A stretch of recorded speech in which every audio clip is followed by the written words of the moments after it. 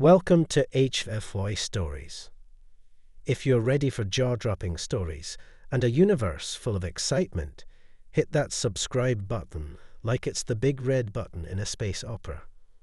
Give us a like if you're feeling that interstellar vibe and comment below to join the conversation. The Fragile Peace. The Grand Assembly Hall of the United Galactic Council was a place of diplomacy, a grand chamber where interstellar disputes were settled with words rather than weapons. The tension in the air was palpable as representatives from across the galaxy gathered.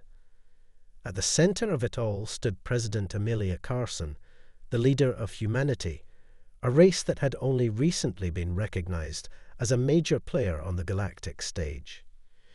Madam President, the Exorvan ambassador sneered, his elongated fingers tapping rhythmically on the table.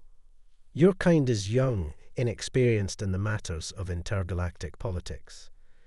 We suggest you step back from this issue before you provoke something far beyond your control. Amelia's blue eyes locked onto the ambassador, her gaze unwavering. Ambassador, we have tolerated the Corvan incursions into our territory for too long. You have violated our space, attacked our colonies, and abducted our people. This council was convened to ensure peace, yet you speak of war.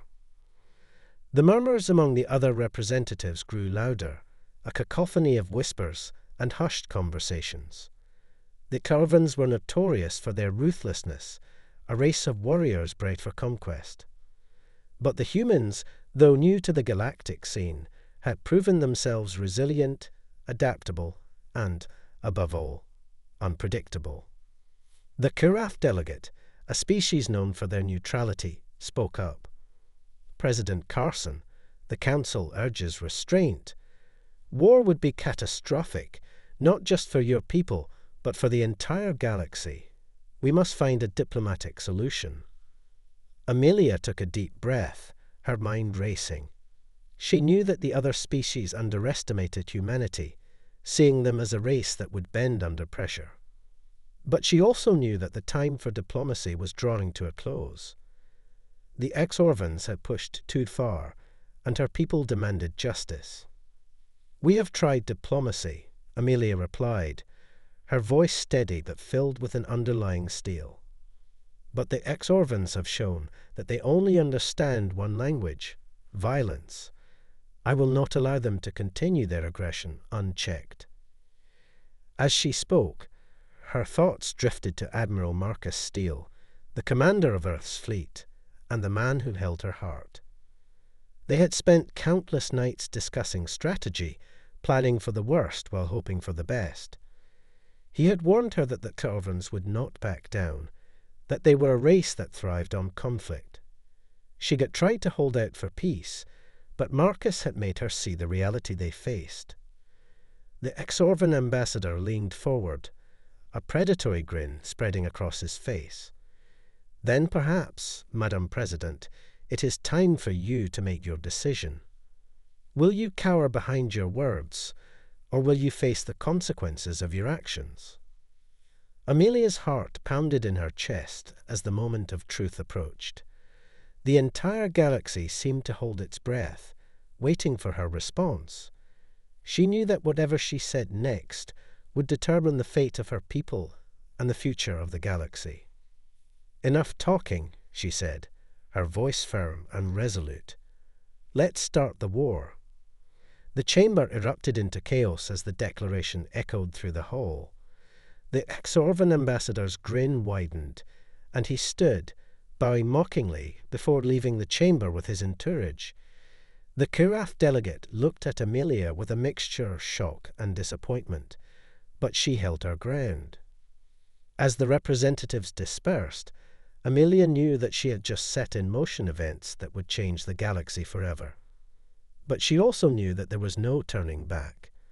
The die had been cast, and now it was time to prepare for the inevitable. She made her way to the communication room, where she knew Marcus would be waiting for her call. The moment the screen flickered to life and his face appeared, she felt a wave of relief wash over her. It's done, she said simply. Marcus nodded, his expression grim. Then we prepare for war. But even as the wheels of conflict began to turn, Amelia couldn't shake the feeling that there was more at stake than just victory or defeat. The Corvins were a formidable enemy, and the path ahead was fraught with danger. Yet, in the depths of her heart, she knew that she would face whatever came with Marcus by her side. And together, they would either emerge victorious or go down fighting. Shadows of war. The days following Amelia's declaration were a whirlwind of activity. Earth's military command scrambled to prepare for the onslaught that was sure to come. Fleets were mobilized, soldiers trained, and defenses fortified. The galaxy had seen countless wars, but this one felt different. It wasn't just another skirmish between rival species.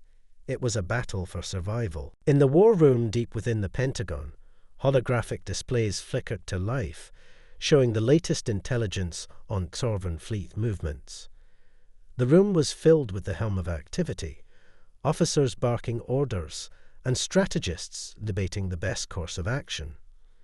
At the center of it all stood Admiral Marcus Steele, his eyes fixed on the strategic map. "We're outnumbered 3-1, one of the analysts reported, her voice tinged with concern. The Corvins are amassing their fleets near the Paris Nebula. It's a prime staging ground for an invasion." Marcus nodded, his mind working through the possibilities. "They'll come at us hard, trying to overwhelm us with sheer numbers. We need to be ready to strike where they least expect it." "Admiral, our allies in the Council are hesitant to commit their forces," another officer added. "They fear that Corvins will target them next if they get involved." "We'll fight alone if we have to," Marcus replied, a steely determination in his voice. "But they will regret underestimating us." As the meeting continued, Marcus received a secure message from Amelia. He excused himself and made his way to a private room, where he activated the communication link. Amelia's face appeared on the screen, her expression a mix of exhaustion and resolve. "How are things on your end?" she asked, her voice softer than the one she used in public. "Busy, but we're making progress," Marcus replied. "The Corvins are gathering near Paris. It's only a matter of time before they strike." "Marcus," Amelia began, her tone shifting to one of personal concern, "this war, it's going to test us in ways we can't even imagine. I know you'll do everything you can, but I need you to promise me something." "Anything," Marcus said, his voice full of sincerity. "Promise me you'll come back," she said, her voice barely above a whisper. "No matter what happens out there, I can't lose you." Marcus felt a lump in his throat. "I promise, Amelia. I'll come back. We'll get through this together." But even as he made the promise, he knew the uncertainty of war. There were no guarantees, no certainties. All he could do was prepare his fleet and hope that their combined strength would be enough. The preparations continued, and soon the day of battle arrived. The Corvin fleet surged from the Paris Nebula, a dark tide of warships that blotted out the stars. The human fleet, though smaller, was ready. Marcus stood on the bridge of his flagship, the UHS Resolute, watching as the enemy closed in. "All hands, battle stations," he ordered, his voice calm and commanding. "Prepare for engagement." The Corvins unleashed a barrage of energy weapons, beams of light cutting through the void. The human ships responded in kind, their cannons roaring to life. The two fleets clashed in a titanic struggle, the void between them filled with the fire of destruction. Marcus watched as the battle unfolded, issuing orders with precision. The Corvins fought with ferocity, but the humans were prepared. They struck at weak points in the enemy formation, exploiting every mistake. The battle was fierce, and the outcome was far from certain. Amid the chaos, Marcus couldn't help but think of Amelia.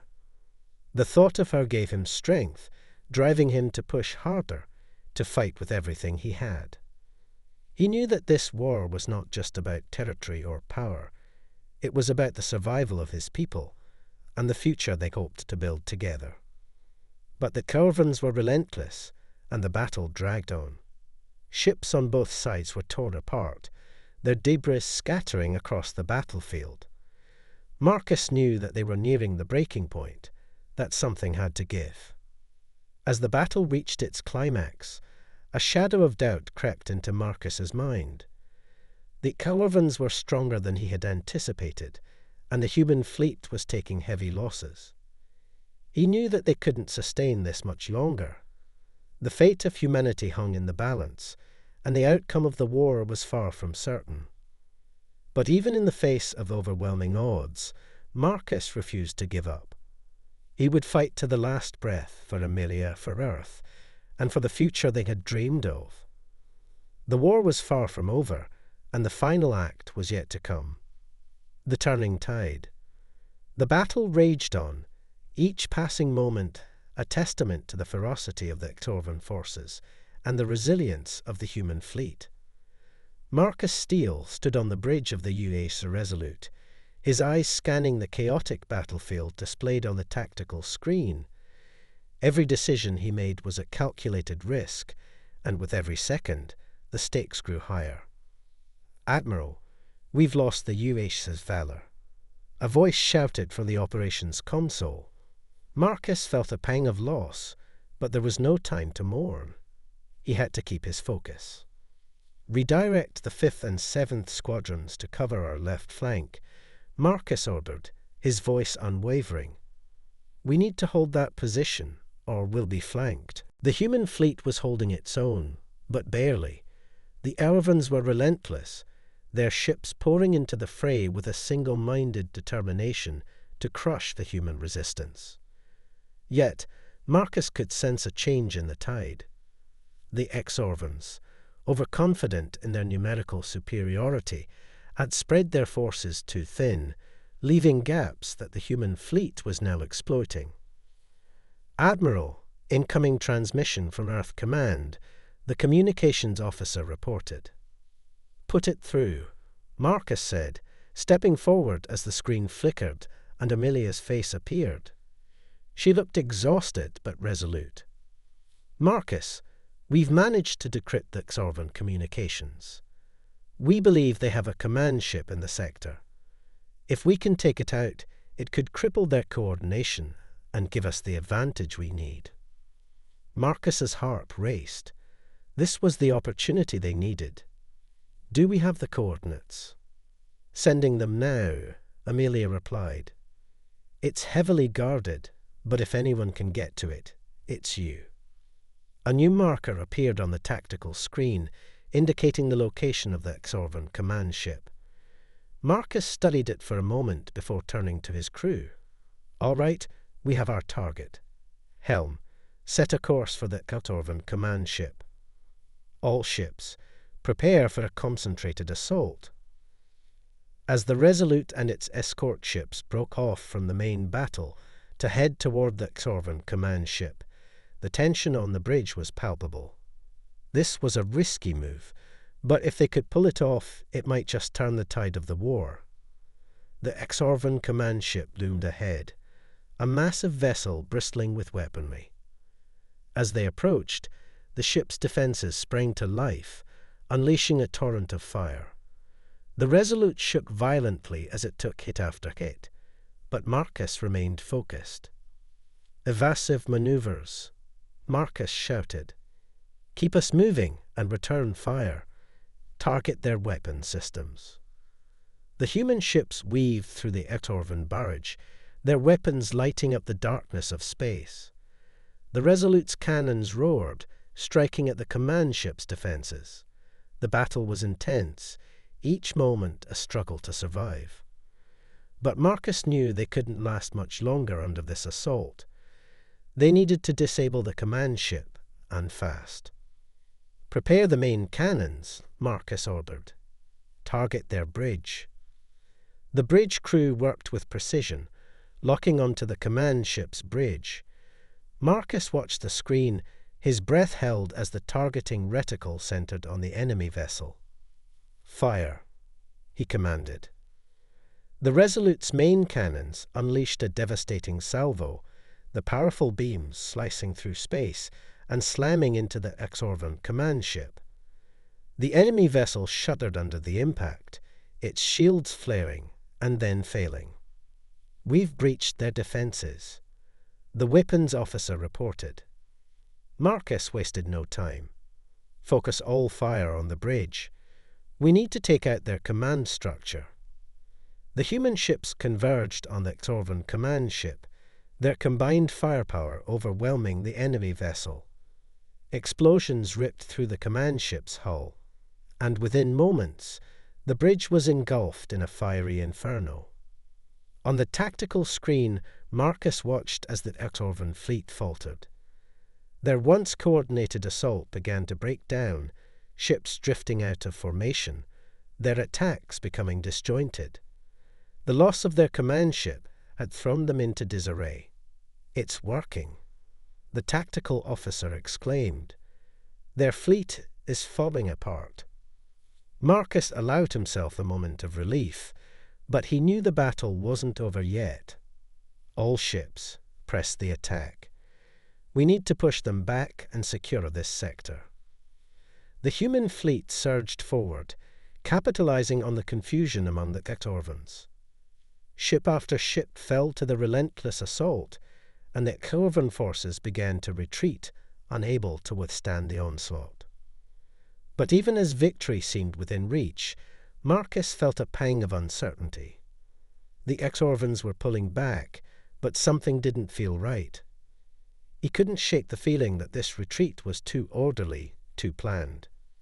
"Admiral, we're detecting a massive energy spike in the Exorvan fleet."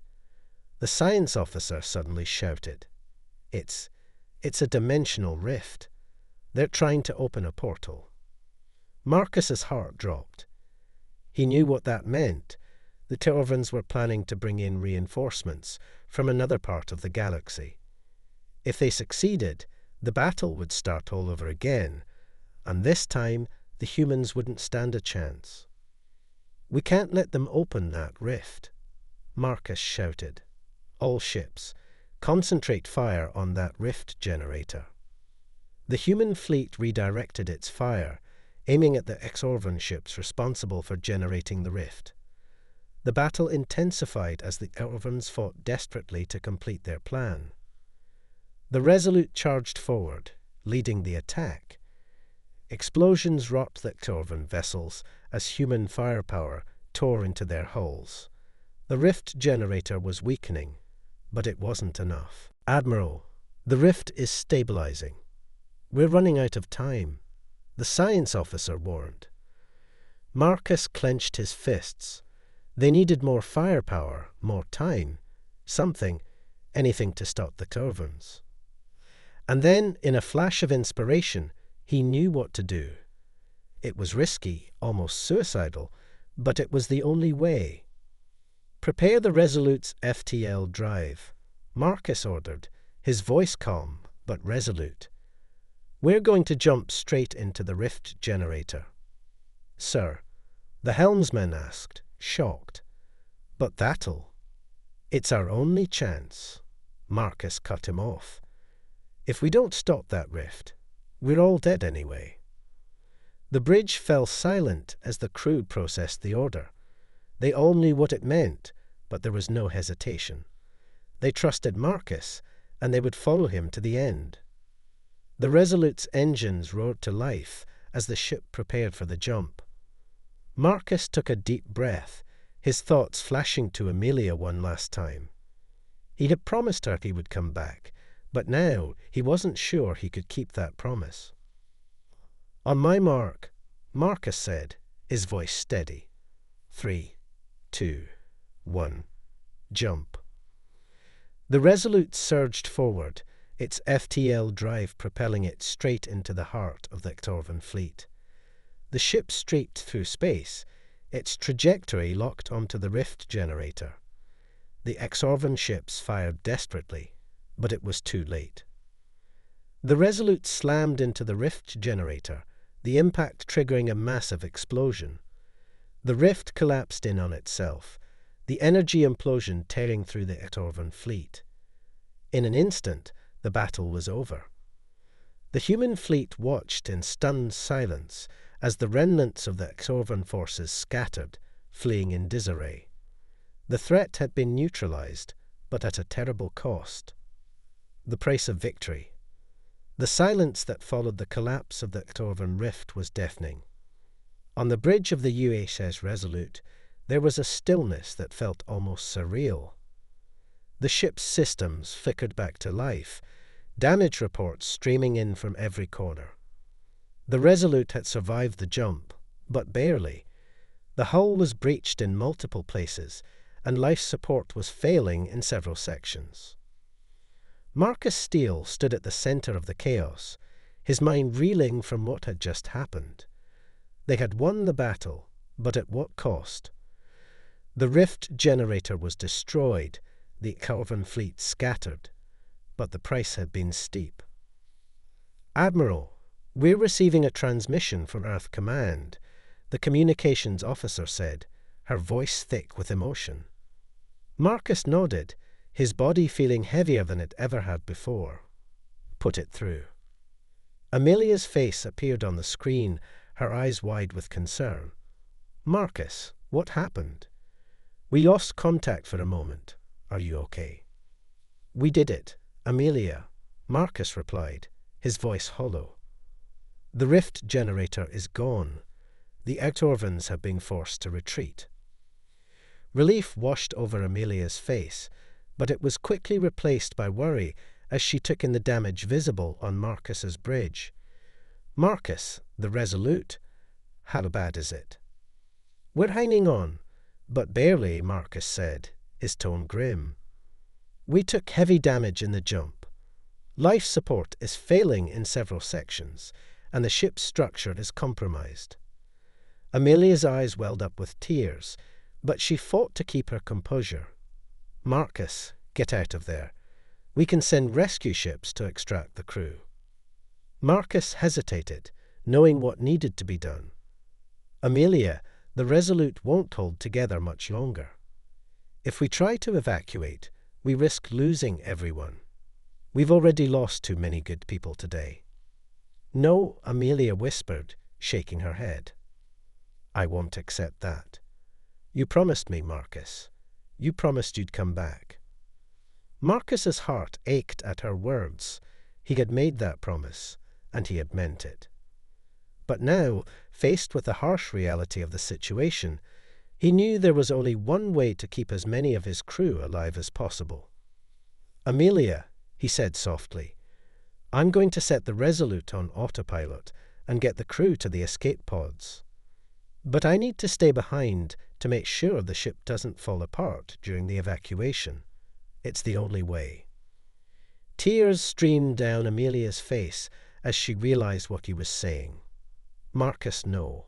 There has to be another way." "There isn't," Marcus said gently. "We don't have time. But I need you to know something. I love you, Amelia. More than anything. And I'm so proud of everything we've accomplished together." "Don't say goodbye," Amelia pleaded, her voice breaking. "Please, Marcus, don't." "I'm not saying goodbye," Marcus interrupted, his voice firm. "We'll see each other again. In this life or the next, I'll find my way back to you." With a final lingering look, Marcus ended the transmission. He turned to his crew, who were watching him with a mix of fear and respect. They knew what he was planning, and they trusted him to make the right call. "All hands, this is the Admiral," Marcus announced over the ship's intercom. "We've won the battle, but the Resolute is critically damaged. I'm ordering an immediate evacuation. All crew members are to proceed to the escape pods. I'll be staying behind to ensure a safe evacuation. It's been an honor serving with each and every one of you." The crew moved with purpose, their training and discipline keeping them focused even in this dire moment. Marcus watched as they filed out, one by one, until he was alone on the bridge. He activated the autopilot, setting the ship on a course away from the battlefield. The Resolute groaned under the strain, the damage from the jump threatening to tear the ship apart at any moment. But Marcus was determined to hold it together long enough for the crew to escape. As the last of the escape pods launched, Marcus felt a strange sense of peace wash over him. He had done everything he could to protect his people, to ensure their survival. The war wasn't over, but this battle had been won, and the Corvans had been dealt a crippling blow. The Resolute began to break apart as the strain became too much. Fires raged through the damaged sections, the ship's structure failing in multiple places. Marcus could feel the heat rising, the oxygen thinning, but he held his ground. In his final moments, his thoughts were of Amelia. He pictured her smile, the way her eyes lit up when she was determined, and the strength she had shown throughout this ordeal. He knew she would lead their people to victory, that she would carry on the fight and ensure that their sacrifices were not in vain. As the bridge began to collapse around him, Marcus closed his eyes and whispered, "I'll find you again, Amelia. I promise." The Resolute exploded in a brilliant flash of light, a final, defiant blaze in the darkness of space. The battle was over, and the human fleet had won. But the cost of victory weighed heavily on all who survived. The legacy of sacrifice. Months passed after the Battle of Paris Nebula. The Exorvans, reeling from their losses, sued for peace. The galaxy, battered and bruised, began to rebuild. And Earth, though victorious, mourned the loss of its heroes. Amelia Carson stood at the memorial site, a solemn monument dedicated to those who had given their lives in the fight for humanity's survival. Her hand rested on the engraved name of Marcus Steele, her heart heavy with grief and pride. The lesson of the war was clear. Peace is a fragile thing, bought with blood and sacrifice. But it was a lesson that would endure, ensuring that the galaxy never again took peace for granted. As she stood there, Amelia felt a sense of resolve harden within her. She would honor Marcus's memory by continuing the fight for a just and lasting peace, by ensuring that his sacrifice was not in vain. She turned away from the memorial, ready to face the challenges ahead. The war had tested her in ways she had never imagined, but it had also shown her the strength of the human spirit. And with that strength, she knew they would overcome whatever came next. The stars above twinkled in the night sky, a reminder of the vastness of the universe and the smallness of their place within it. But even in that vastness, one thing remained clear. Humanity would endure, and they would do so together, united by the sacrifices of those who had come before them. The end.